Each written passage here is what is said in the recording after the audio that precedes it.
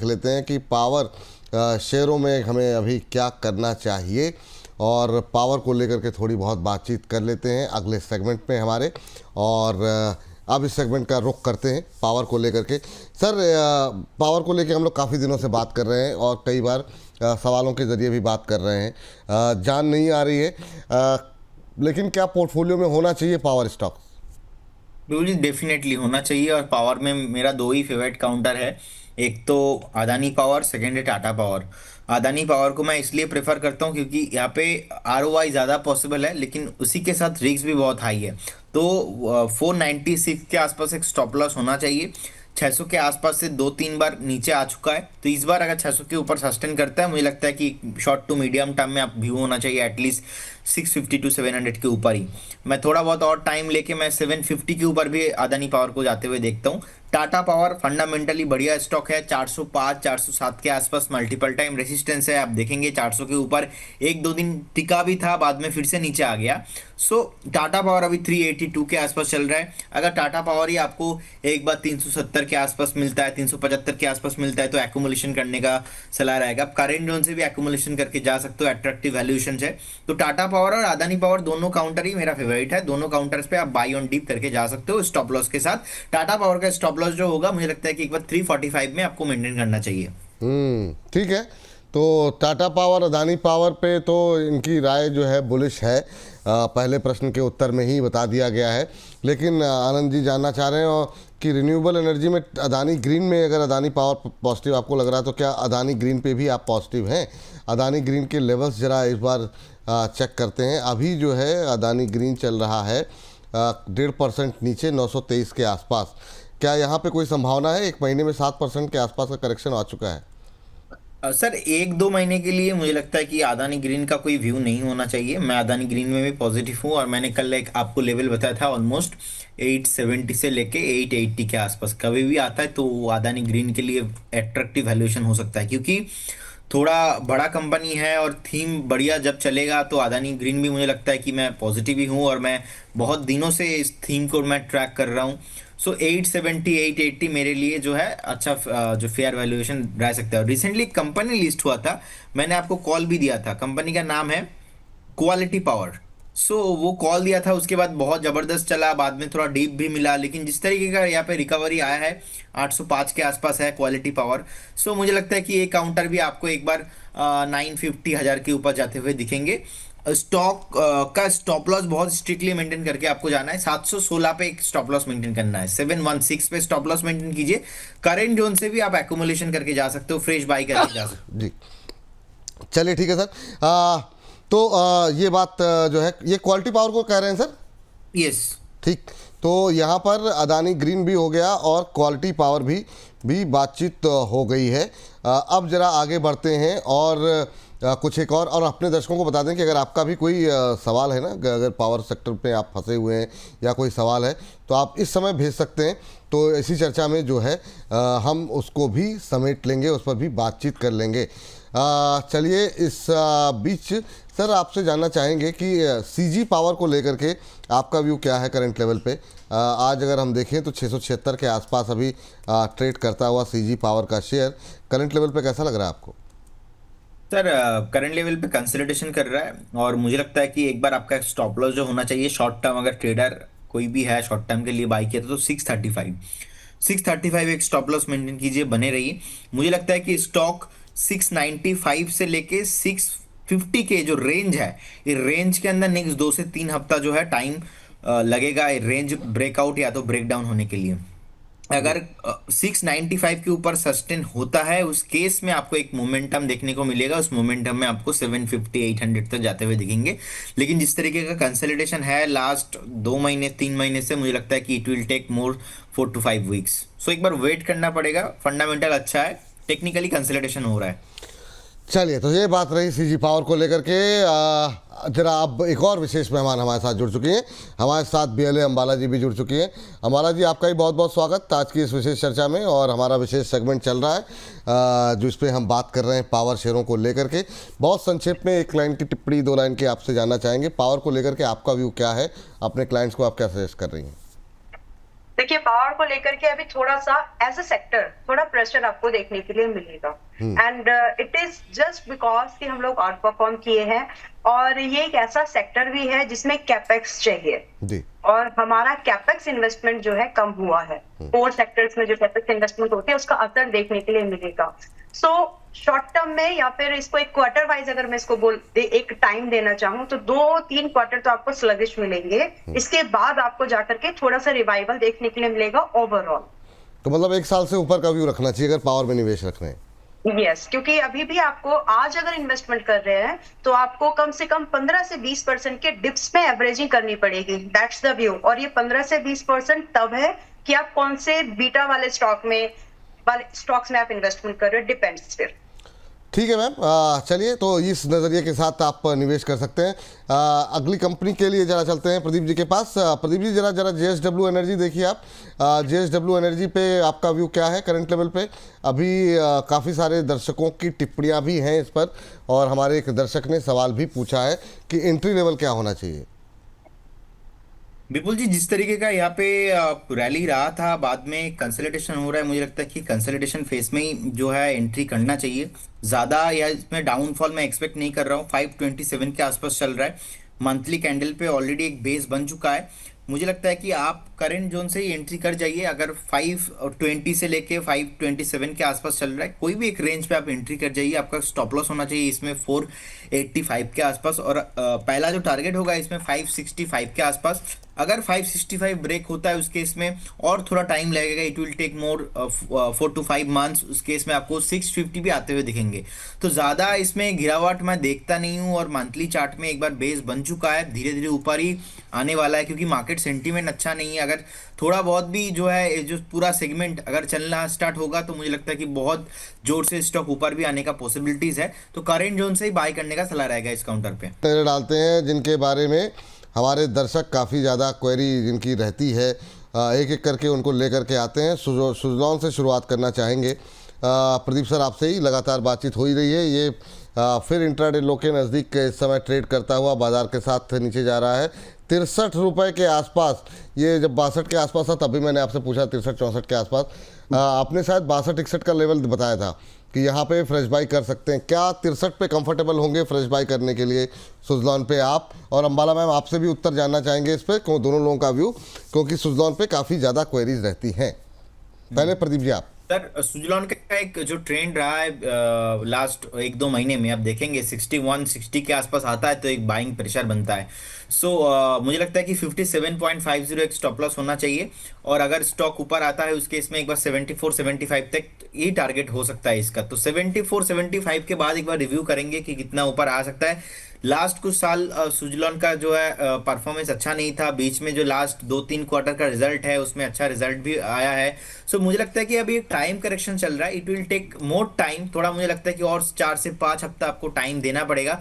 और जब से मैंने सेल कॉल दिया था, देखिए उसके बाद चल ही नहीं रहा है 74 से, क्योंकि मुझे लग ही रहा था कि स्टॉक टाइम करेक्शन में जाने वाला है। और देखिए अभी 60 के नीचे बहुत टाइम से नीचे नहीं आ रहा है, तो इसीलिए बाय चांस अगर खराब होता भी है तो उसके इसमें 57.50 का एक स्टॉप लॉस मेंटेन कीजिए। और करेंट जोन 63-62 से मुझे लगता है कि 65-64 के आसपास एक जो है कंसोलिडेशन कर रहा है। तो इस केस में अगर ऊपर आता है तो एक बार 74-75 तक आने का पोटेंशियल है। लेकिन मैं बाय कॉल नहीं देता हूं, लेकिन मेरा व्यू नेगेटिव नहीं है सुजलॉन को लेके। मेरा व्यू रिसेंटली मैंने आपको बताया, मैंने चेंज भी किया, क्योंकि एक रेंज बाउंड चल रहा है, जो है रेंज के अंदर फंसा हुआ है। तो मुझे लगता है कि थोड़ा और टाइम लगने वाला है। 61-62 में बार बार बाइंग आ रहा है। ठीक, मैम आपका व्यू क्या होगा इस समय सुजलॉन को लेकर के? देखिए, सुजलॉन अपने सेक्टर में डुओपोल मेंटेन करने वाली कंपनी है, और रिसेंटली जो गवर्नमेंट का एक इम्पोर्टेंट अपडेट है, एक पुश मिला है इन 2 कंपनीज को, जिसमें कि आइनॉक्स विंड है एंड सुजलॉन है। जो इनके जो ब्लेड्स होते हैं, जो कंपोनेंट्स होते हैं, उनको इंडिया से ही इंडियन मैन्युफैक्चर्ड होने चाहिए। तो उसका इम्पैक्ट, पॉजिटिव इम्पैक्ट इन कंपनीज को मिल सकता है। And it's not about a short term play. ये शॉर्ट टर्म है तो आपको 10% 20% प्लस माइनस दिखाएगा ही, but when you talk about some ऐसे रिफॉर्म्स जो कि कंपनीज की ओवरऑल परफॉर्मेंस फंडामेंटल्स को इम्पैक्ट करते हैं, तो वहां पर आपको होराइजन थोड़ा सा बड़ा लेकर के चलना पड़ेगा। तो ये तो पहले एक प्रीफिक्स थी जो समझनी है। सो एज ऑन डेट जब ये 63 के भाव पर है और गवर्नमेंट का पुश मिल रहा है, तो यहाँ पर आपको डिप्स में बाय करने की कोशिश करनी चाहिए। और पहला डिप जो मेरे हिसाब से यहाँ पर बनता है खरीदने लायक, वो आता है आपका अप्रोक्सीमेटली 55 से 61 की रेंज में। और अभी आप धीरे धीरे, अब इसमें एक्सपोजर भी किस तरह से रखना चाहिए, you should go in parts, because आपको हर 10-15% के डिप में थोड़ा थोड़ा उसको एक्यूमुलेट करना है। ओनली सब्जेक्ट टू कि अगर आप उसको डाउन द लाइन आज से 3 इयर्स का व्यू रख के चल रहे हैं तो ही पैसा लगाएं, अदरवाइज कोई दूसरे स्क्रिप्ट ढूंढ लीजिए। ठीक, ये बात यहाँ पर सुजलॉन को लेकर के निकल के आ रही है। सर, अब ये एक और high beta share, high beta तो नहीं कहेंगे लेकिन जिस पर विवाद पे लगातार रहा है, वो है आर पावर। और ये जो है काफ़ी लोगों की टिप्पणियाँ, सवाल भी रहे हैं और इस पर भी आप दोनों की ही छोटी छोटी टिप्पणी चाहेंगे। आर पावर में आप चाहें तो एक्सप्लेन भी कर सकते हैं। प्रदीप सर, आप कैसे देख रहे हैं? आज भी दबाव है रिलायंस पावर में, हाँ, लेकिन बहुत लोगों को एग्ज़िट रूट मिला होगा अगर वो लोग एग्ज़िट करना चाह रहे हैं तो, लेकिन बहुत लोग एग्ज़िट करना चाह ही नहीं रहे हैं। कल परसों भी हम लोगों ने जब बातचीत की थी, उसके बाद लोगों ने कहा नहीं मुझे तो बेचना ही नहीं है, हमें आप पे भरोसा नहीं। अभी क्या करें? 44 रुपये के आसपास क्या खरीद सकते हैं? और जो लोग नहीं निकलना चाह रहे हैं उनके लिए कोई कमेंट, कोई टिप्पणी आपकी? बिल्कुल जी, मैं 63 65 से लगातार बोलते आ रहा हूँ कि स्टॉक्स को नहीं रखना है, बेचना ही चाहिए आपको। और जिस तरीके से लोअर सर्किट लगा है लास्ट 4 से 5 ट्रेडिंग सेशन, और हमने भी बताया कि आपको अगर एक मौका ढूंढना चाहिए स्टॉक से एग्जिट करने का, क्योंकि अनिल अंबानी ग्रुप अभी चल नहीं रहा है।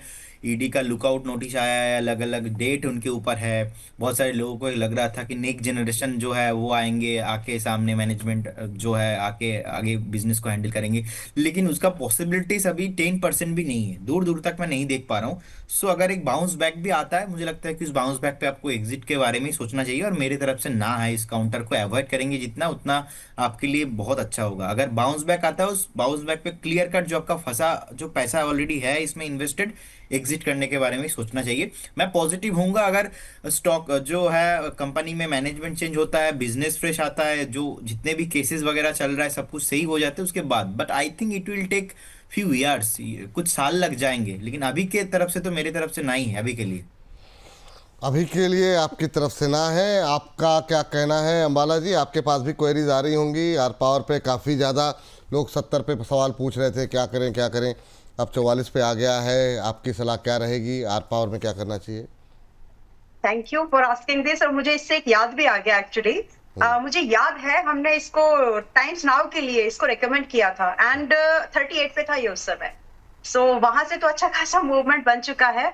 अब करंट कंडीशन में क्या करना चाहिए, पहले तो 44 के भाव पर मत लीजिए, आप वेट कर लीजिए इसको, ये वापस से एक बार आएगा देखिए 35 38 के प्राइस पर। अगर यहाँ आता है, सॉरी, हाँ नहीं आपको नहीं मैम, वो अच्छा, कहीं और से आवाज अगर ये यस, अगर 35 38 के भाव पर आता है तो वहां पर बाय किया जा सकता है। इसमें भी आपको जो स्टॉप लॉस मेंटेन करके चलना है, परसेंटेज वाइज रिवॉर्ड भी वैसा ही है एंड स्टॉप लॉस भी वैसा ही होगा। तो स्टॉप लॉस जो हमें यहाँ पर मेंटेन करके चलना है वो 27 का है एंड इसके अगेंस्ट में जो टारगेट हमको यहाँ पर देखने के लिए मिलेंगे 50 onwards up to 75 and this is all is going to happen in couple of quarters. तो ये एक लंबा इसमें व्यू लंबा रख के चलना पड़ेगा। बाकी 1-2% की ट्रेडिंग तो सपोर्ट रेजिस्टेंस के बेस पे की जा सकती है। नहीं, सवाल अब ये है, जो लोग 60-70 पे थे, जो लोग अब जब लोअर सर्किट लगने शुरू हुए एग्जिट रूट मांग रहे थे, अब वो लोग कह रहे हैं कि नहीं हमें तो ख़रीदना है, हम निकलेंगे नहीं। तो उन लोगों के लिए क्या सलाह रहेगी? और क्या ये जो घटनाक्रम रहा है ईडी के छापे और ईडी से पूछताछ का, क्या उससे ग्रुप के ऊपर आपको लगता है कि भरोसा कम हुआ है, घटा है? अभी क्या सलाह दे रही हैं आप? मेरे हिसाब से तो यहाँ पर एवरेजिंग कर लीजिए। अगर आप इसको कम से कम 4-5 क्वार्टर्स के लिए देख रहे हैं तो इसमें पूरा जो बिल्कुल ही मन बना के बैठे हैं कि भैया कुछ तो होने वाला है, तो उनके लिए ये एक एवरेजिंग लेवल बनेगा 40-35 के बीच में। यहाँ पर आप एवरेजिंग कर लीजिए। निकलने का अगर आपका बिल्कुल मन नहीं है तो वैसे तो मैं बता ही चुकी हूँ कि अगर फ्रेश बाय करना है तो 35-38 के बीच में करें, लेकिन अगर आप एवरेजिंग करना चाह रहे हो and you are sure about this company, सिर्फ भाव मत देखिए। 40-50 की कंपनी आ रही है और दूसरी कंपनी, दूसरे भाई की कंपनी 1500-1600 पे चल रही है, भाव का डिफरेंस मत देखो, हाइयों का भी डिफरेंस देखिए। तो दोनों के नेचर में, दोनों की रणनीति में, काम करने के तरीकों में फर्क है और उसी चीज का जो इम्पैक्ट है वो आपको थोड़ा सा, किसी के ऊपर, किसी के साथ ईडी काम कर रही है और किसी के ऊपर ईडी छापे मार रही है, तो ये थोड़े से कॉन्ट्राडिक्टेड स्टेटमेंट्स हैं। बट आप इसको समझे कि आपको इसमें समय देना पड़ेगा, फ्लक्चुएशन ज्यादा होगी, निकलने का मन नहीं है तो एवरेजिंग करो 35 से 40 के बीच में। ठीक है, दो तरह के व्यू हैं। अब देखिए आपको क्या फॉलो करना है और उस हिसाब से आप स्ट्रेटजी उस तरह से अपनी चीज़ें प्लान कर सकते हैं। एक जो कि छोटे शहरों पे बात हो रही है, आर पावर सुजलॉन पे बात हुई है, जेपी पावर जरा देखिए प्रदीप सर, क्या करना चाहिए जेपी पावर को लेकर के अभी? क्या वहाँ पर बीच में जो रैली रही है एक, उस पर काफ़ी हम लोगों ने बातचीत भी की। अब डालमिया समूह भी आ रहा है बाय करने के लिए, मतलब बोली लगाने के लिए। अभी क्या करना चाहिए? ये स्टोरी क्या अब थोड़ी सी ठंडी पड़ गई है? आज हम देख रहे हैं अब थोड़ा इन सब शेयरों में एक्शन थोड़ा कम होता हुआ। बिल्कुल जी, सेम थिंग है। यहाँ पे भी मेरा मानना ऐसा है कि 14-15 से स्टॉक भाग के हमने देखा, ऑलमोस्ट नियर टू डबल हो गया था। 27 के आसपास स्टॉक हाई लगा के फिर से जो है नीचे आया है, करेक्शंस में आया है। तो अगर किसी के पास है, आप एक बार बने रह सकते हो इस काउंटर पे with stop loss of 18 rupees. क्योंकि मुझे याद है आप डेली पूछते थे उस टाइम पे, तो मैं जब रैली हो रहा था उस रैली पे भी मैंने बताया था कि आर पावर और स्पेशली जेपी पावर, ये दोनों काउंटर मल्टी वैगन नहीं होने वाला और डिकेट टू डिकेट रखना है, ऐसा सपना आपको नहीं देखना है। मेरे तरफ से बोल्ड कॉल दोनों कॉल पे ही ना है, लेकिन जो प्राइस मोमेंटम आ रहा है इसको आपको खेलना अगर आप चाहते हो तो you can play. But the thing is की स्ट्रिक्टली स्टॉप लॉस, मैंने 24 का स्टॉप लॉस बताया था, वो उसके नीचे आ गया है बहुत, तो मेरे तरफ से तो उस टाइम पे एग्जिट हो चुका है और अभी फ्रेश बाय तो नहीं करना है। आर पावर में भी और जेपी पावर में भी तो मेरे तरफ से प्रॉपर बोल्ड कॉल है, नो मीन्स नो, आपको नहीं लेना है, नहीं लेना है, नहीं लेना है। क्योंकि ऐसे काउंटर्स पे हमने बहुत देखा पैसा फंसता है। अच्छे काउंटर्स है जहां पे फंडामेंटल अच्छा है, जहां पे स्टोरी अच्छा बन सकता है। आपका पैसे को कंफ्यूज नहीं करना, आपका पैसे को अच्छे जगह पे ट्रेंड के साथ इन्वेस्ट करना है। सो मेरे तरफ से बिल्कुल जी ना है। ठीक है, इनकी तरफ से ना है। और जरा वारी एनर्जीज पे जरा नजर डालिए अंबाला जी। वारी एनर्जीज पे क्या व्यू होगा आपका? काफ़ी सारी क्वेरीज वारी एनर्जी को लेकर के आ रहे हैं कि अभी क्या करना चाहिए, जिनके पास है उनके लिए क्या सलाह रहेगी, और जो लोग खरीदना चाह रहे हैं उनके लिए क्या सलाह रहेगी? जो खरीदना चाह रहे हैं वो थोड़ा सा पार्ट्स में ही खरीदे, पूरा एक्सपोजर जो भी इस स्टॉक के लिए डिफाइन किया है एट अ गो नहीं लगाइए। और ये स्टॉक आपको मैक्सिमम जो इसका एक कैपेसिटी या फिर इसका जो नेचर आपको समझना चाहिए, ये 3100 के भाव पर अभी है और ये मैक्सिमम आपको स्लाइड होते हुए दिखेगा अगर, तो ये सिर्फ 2600 के आसपास तक ही आ सकता है। तो आप यहाँ पर ग्रेजुअल मोड पर इन्वेस्टमेंट शुरू कर सकते हैं, ट्रेडिंग नहीं, इन्वेस्टमेंट करिए, इन्वेस्टमेंट के लायक स्टॉक है। एक और चीज ध्यान से हमको समझने की जरूरत है कि इंडिया का फोकस जो मॉड्यूल सेल्स है, सोलार के जो मॉड्यूल सेल्स है, उसकी मैन्युफैक्चरिंग धीरे धीरे स्टार्ट हो रही है, मतलब एक जोर शोर पर बनना शुरू हो गए हैं, ऐसा मैं बोलना चाहती हूँ। क्योंकि एक लोकल अभी रिसेंटली एक इनॉग्रेशन नागपुर में भी, नागपुर के जो एरिया है वहां पर भी हुआ है। तो इन कंपनीज का जो स्टॉक है, जो पहले से वर्चस्व बना करके बैठी है, धीरे धीरे धीरे छोटा ही सही लेकिन थोड़ा थोड़ा सा डेंट इनको देखने के लिए मिलेगा। बट ओवरऑल मार्केट का जो साइज है और जो डिमांड है वो बढ़ रही है और आगे अभी और बहुत लंबी जर्नी है जो इनको पूरा करना है। तो धीरे धीरे करके इन्वेस्टमेंट प्लान करिए, डरिए मत। इस बात को मैं ऐसे बोलना चाहती हूँ कि जब अगर मान लीजिए आपको निफ्टी जब 2020 वाला जब क्रैश आया था, आप ये सोचते होंगे आज भी कि काश मैं पैसा उस समय मार्केट में डाल लेती या डाल सकता था जी। तो ऐसे ही क्वालिटी वाले स्टॉक जिसमें आपको पोटेंशियल लगती है, या फिर एक दूसरी भाषा में आप ये समझे कि अगर मैं आज आपको कुछ पैसे देती हूँ कि आप कौन सा बिजनेस करना चाहते हो, तो अगर वारी एनर्जी उस बिजनेस में से एक है ठीक, तो आप ऐसे बिजनेस में पैसा लगा सकते हैं। चलिए ठीक है। यहाँ पर हमारी एक दर्शक हैं डोना जी, प्रदीप जी कह रही हैं कि बहुत दिन हो गए सर रतन इंडिया पे आप लोगों ने बात नहीं की, तो जरा एक बार बात कर लीजिए डोना जी के लिए और बताइए कोई संभावनाएं हैं क्या? ये भी छोटे शेयरों में शामिल है, क्या यहाँ पर भी ना रहेगी, या फिर चूँकि मुझे लगता है शायद इनके पास हो, इन्होंने मेंशन नहीं किया है, तो जिनके पास है उनके लिए क्या सलाह रहेगी? 12 रुपये के आसपास अब चल रहा है रतन इंडिया पावर, राइट? रतन इंडिया पावर स्क्रीन पर है, 12 रुपये के आसपास चल रहा सर। ओके सर, सेम है, मैं ऐसे कंपनीज को ट्रैक नहीं करता, तो मेरे तरफ से ना ही है। ट्रैक नहीं करता मींस ऐसा नहीं कि ट्रैक नहीं करता, ट्रैक नहीं करता मींस मैं कॉल्स देना नहीं चाहता ऐसे कंपनीज में, क्योंकि रिसेंटली जो रैली होना था वो कंप्लीट हो चुका है, अभी तो स्टॉक फ्रेश नीचे आ रहा है। सो हो सकता है कि एक बार स्टॉक 10 रुपीज में आ जाए, 9 रुपीज में आ जाए, उसके बाद एक कंसोलिडेशन करेंगे, टाइम करेक्शन में जाएंगे, तो ये एक 6-7 महीने का जर्नी हो सकता है। तो अभी कोई बेस बना नहीं, फ्रेश नीचे आ रहा है, तो मेरे तरफ से ना है। अगर किसी के पास है सो आप एक स्टॉप लॉस मेंटेन कीजिए 11 रुपीज के आसपास। आई डोंट थिंक 11 के नीचे अगर आता है तो आपको रखना चाहिए। तो मेरे तरफ से सर आर पावर में भी ना है, मेरे तरफ से जेपी पावर में भी ना है, मेरे तरफ से रतन इंडिया पावर पे भी ना है, क्योंकि मैं ऐसे कंपनीज में कभी भी इन्वेस्ट करता नहीं हूँ और ना ही मैं हमारे क्लाइंटों को सलाह भी देता हूँ। चलिए ठीक सर। प्रदीप सर, अब चूंकि हर्ष आ चुके हैं तो हम लोग इस सेगमेंट पे बस 1 मिनट के लिए और हैं। आप इरेडा निकाल के रखिए और मैम आप जरा एनएचपीसी के बारे में बताइए कि एनएचपीसी में भी क्या करना चाहिए। मुझे लगता है जब से हम लोगों का ये कार्यक्रम शुरू हुआ है तब से हम लोग डिस्कस कर रहे हैं, बहुत लोगों ने कहा अब पार होगा अब पार होगा। ये शेयर हिलने को तैयार नहीं है, 82-83 के आसपास ही चल रहा है। क्या टिप्पणी रहेगी मैम? ये एनएचपीसी की जब आप बात कर रहे हैं ना, तो ये भी समझना है कि वो करता क्या है। ये अगर हम देखें तो जी, गवर्नमेंट फंडेड प्रोडक्ट है, सिंपल में।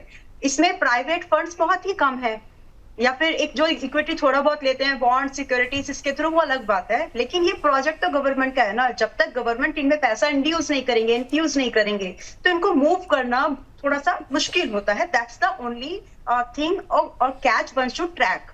और रही बात ये चलेगा कब, तो मेरी बातों में इसी का जवाब है कि जब तक गवर्नमेंट का फोकस इन प्रोडक्ट्स के ऊपर, इन हाइड्रो प्रोजेक्ट्स के ऊपर और नहीं बढ़ेगा, सीधी भाषा में पैसा और नहीं लगाएंगे, तो ये कैसे बढ़ेंगे, एक्सपेंशन कैसे होगा। जब तक एक्सपेंशन नहीं होगा तो इनकी कैपेसिटी कैसे इंक्रीज होगी, और जब तक कैपेसिटी इंक्रीज नहीं होगी तो रेवेन्यू कैसे बढ़ेंगे। So all these things are correlated. अब टेक्निकली अगर हम इसको देख रहे हैं तो टेक्निकली सिर्फ अगर हम इसको देख रहे हैं तो ये स्टॉक आपका बुलिश या फिर मोमेंटम पकड़ेगा 86 के ऊपर ही।